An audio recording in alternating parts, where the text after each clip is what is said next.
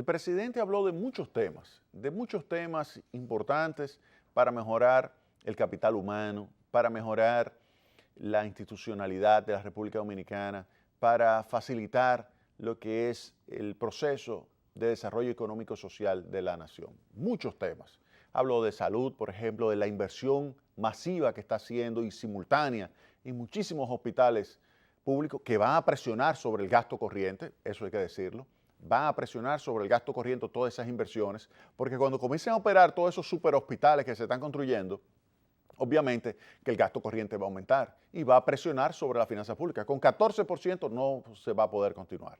Hay que elevar las recaudaciones. En ese sentido, hay que continuar enfrentando la evasión impositiva. Nosotros estamos apoyando totalmente lo que es la lucha que tiene montada la Dirección General de Impuestos Internos contra la evasión impositiva. Ese trabajo de Magín Díaz es un trabajo que todos los dominicanos tenemos que apoyar. Esa evasión que existe, donde vemos que hay personas que se inventan facturas para reducir el pago de los impuestos o robarse el ITEVIS, por ejemplo, eso hay que enfrentarlo, porque si queremos tener un sistema más equitativo, un sistema tributario más justo, necesitamos que todo el mundo pague impuestos.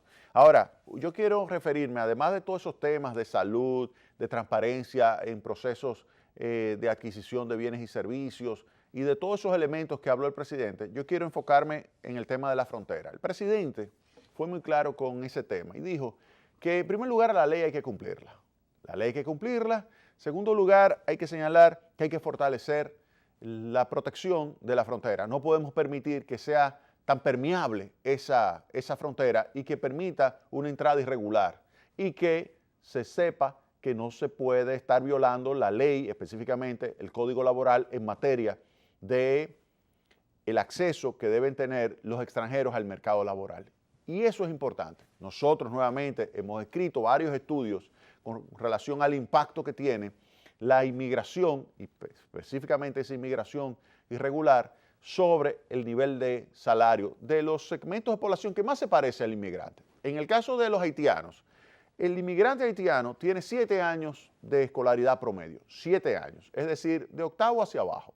Eso es el inmigrante haitiano que llega, tiene un nivel de educación de octavo hacia abajo. Ahora, cuando ustedes componen a los dominicanos en 10 grupos, donde este grupo sería el primer 10% o el primer decil, ese es el grupo más pobre y este es el más rico. Ese más pobre, ¿cuál es el nivel educativo de ese más pobre? ¿Ustedes saben cuántos años? 7. Es decir, que el haitiano que llega se enfrenta directamente con el dominicano más pobre. ¿Y qué sucede? Lo tiende a desplazar de construcción. Yo recuerdo cuando yo era niño que se estaba construyendo Piantini, Naco, se estaban construyendo muchas casas. Yo recuerdo que quien hacía la zanja era un dominicano, quien hacía la cisterna era un dominicano, ahora son haitianos. Pero es porque el dominicano no quiere picar, no, es que el haitiano lo ha desplazado y deprime el salario de esa actividad, deprime el salario y el dominicano se busca otra cosa. Entonces el haitiano llega y desplaza al dominicano de construcción. Pero asimismo el sector agropecuario. Antes quien recogía todos los frutos acá en la República Dominicana, el sector agropecuario, dominicanos. Pero eso ha cambiado. Recuerden que antes solamente el haitiano se concentraba en ¿qué? Caña de azúcar, el corte de la caña de azúcar. Pero en los otros cultivos no había haitianos, pero han llegado más inmigrantes haitianos, llegan a la agricultura y desplazan al dominicano, deprimen el salario. Eso lo he demostrado en diversos análisis econométricos con encuestas y se ve que se deprime el salario. Pero también, además del sector agrícola y el sector construcción, también vemos que ya están entrando en el sector turismo. Entran al sector turismo. ¿En qué momento entra al sector turismo? Cuando comienzan a aprender idiomas. Se aprenden el castellano, vienen con el francés, pero también tienen facilidad para el inglés y ahí entran al turismo. Deprimen el salario también en el sector turismo. Pero cuando ya aprenden el idioma castellano, se pasan de la construcción y de la agricultura al comercio. Entonces usted lo ve que son fruteros porque ya tienen acceso, ya pueden comunicarse. El que llega a la construcción, el que llega a la agricultura no tiene que comunicarse prácticamente nada, simplemente entiende que ahí hay que picar y ahí él pica, que aquí hay que tirar unos bloques y ahí tira unos bloques, que hay que recoger esto en el campo y ahí va y recoge. Pero cuando tiene que salir a convertirse en frutero, necesita ya el idioma. Entonces, se sabe, y eso lo hemos demostrado, que hay una diferencia de 10% por la ausencia del idioma. Si tiene el haitiano el conocimiento del idioma castellano, tiene un 10% más de ingresos. Eso lo he demostrado y está publicado en libros y en el extranjero en revistas especializadas. Pero además, si el dominicano se tiene que enfrentar con ese y se desplaza hacia otra actividad, entonces ese que se está desplazando hacia otra actividad, como tiene un nivel de educación menor, se va a la informalidad y como tiene un nivel de educación menor, entonces gana menos.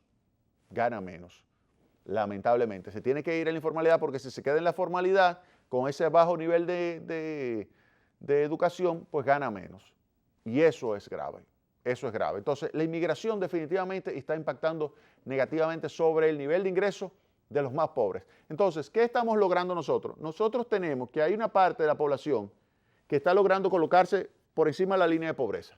Pero hay otro segmento muy, muy pobre, que es el que está enfrentando a esos haitianos que llegan, que lamentablemente se convierten en más pobres. Lamentablemente, eso significa que la brecha entre pobres se acentúa. Al acentuarse esa brecha entre pobres, eso hace que el esfuerzo del Estado tenga que ser más acentuado, tenga que ser más fuerte, para poder ayudar a esos que están ahí abajo, que muchas veces se quedan en una situación que ni siquiera pueden tener la capacidad de demandar los servicios públicos que coloca el Estado. Por ejemplo, no tienen ni capacidad de mandar a los hijos a una escuela pública. Los extremadamente pobres, ese 5%, ese 6% de población que es extremadamente pobre, ese porcentaje de población, lamentablemente, no tiene ni siquiera capacidad de absorber el apoyo que le da el Estado a los segmentos más vulnerables y más pobres del país. No tiene ni siquiera eso. Eso hace 15 años, se los comenté al Banco Mundial. Hace 15 años, la incapacidad de los muy pobres de demandar los servicios públicos. Quizás utilizan algo de los hospitales en una situación de emergencia. Quizás lo utilizan. Pero educación, muy poco. Porque ni siquiera tienen para mandar al muchachito a la escuela. Entonces, eso es lo que hay que cambiar. Por eso es importante, en esta parte del discurso del presidente Danilo Medina, que hay que fortalecer la supervisión de la frontera. Pero ahí tenemos todos que colaborar. Todos tenemos que colaborar. El sector productivo tiene que colaborar.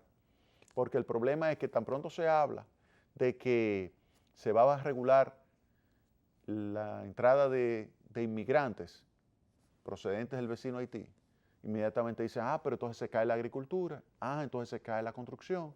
Y es verdad, va a tener un impacto negativo. ¿Saben por qué?